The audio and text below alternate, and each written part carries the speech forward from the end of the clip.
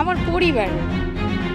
শহরের কাছ ঘেরা সুউচ্চ ভবন, এর আড়ালে লুকিয়ে আছে এক কালো অধ্যায়। শিশু অবস্থায় প্রথমে নেওয়া হয় দত্তক, এরপর বাসার কাজের নামে করা হয় নির্যাতন ও যৌন হয়রানি, অবশেষে বেরিয়ে এসেছে থলের বিড়াল।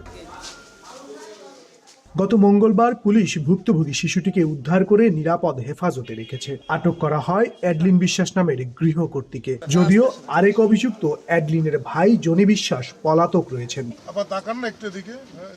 মামলা ও পুলিশ সূত্রে জানা যায়, বরিশাল নগরীর পুলিশ লাইন রোড এলাকার আমবাগান অঞ্চলের বাসিন্দা ড্যান অধিকারী ও অ্যাডলিন বিশ্বাস দম্পতি। তারা প্রায় 10 বছর আগে পোর্ট রোড এলাকায় কর্মরত মরিয়ম আক্তারের 1 বছরের কন্যা শিশুকে দত্তক নেন। পরে শিশুটির নাম পরিবর্তন করে রাখা হয় অ্যাঞ্জেল অধিকারী মিম। অভিযোগ রয়েছে, শিশুটির আসল মা একাধিকবার মেয়ের সঙ্গে দেখা করতে চাইলেও দত্তক পরিবার তাকে বাধা দিত। শিশু আইনের প্রচলিত ধারা অনুযায়ী তার বিরুদ্ধে বাদীনি যে তাকে আশ্রয় দিয়ে তার উপর নির্যাতন চালিয়েছে তার বিরুদ্ধে, এবং সে ওই মেয়েটা ভিকটিম যে মেয়েটা সে আদালত করেছে যে সিঁড়ি পরিষ্কার করার সময় বাদিনীর এক ভাই সে তাকে যৌন নিপীড়ন করত মাঝে মাঝেই। তো এই হিসেবে সংশ্লিষ্ট ধারায় আইনানুগ ব্যবস্থা গ্রহণের জন্য নির্দেশ প্রদান করেন আদালত।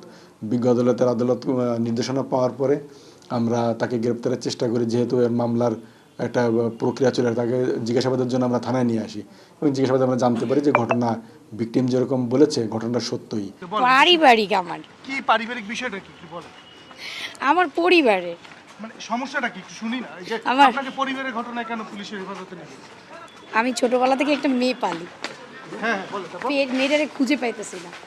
সম্প্রতি শিশুটিকে খুঁজে পাওয়া যাচ্ছে না এমন দাবি করে অ্যাডলিন বিশ্বাস নিজেই থানায় ডায়েরি করেন, কিন্তু তদন্তে নেমে চাঞ্চল্যকর তথ্য উদ্ঘাটন করে পুলিশ। ভুক্তভোগীর অভিযোগ, তাকে নির্যাতন ও যৌন হয়রানি করা হতো। নির্যাতন সহ্য করতে না পেরে সে বাসা থেকে পালিয়েছে। এ বিষয়ে জানতে চাইলে কৌশলে এড়িয়ে যান অভিযুক্ত নারী। তথ্য বলছে, গত 2 বছরে বরিশালে অন্তত 35টির অধিক শিশু নির্যাতনের ঘটনা ঘটেছে। মেহেদী হাসান বাপ্পি, সময় সংবাদ, বরিশাল।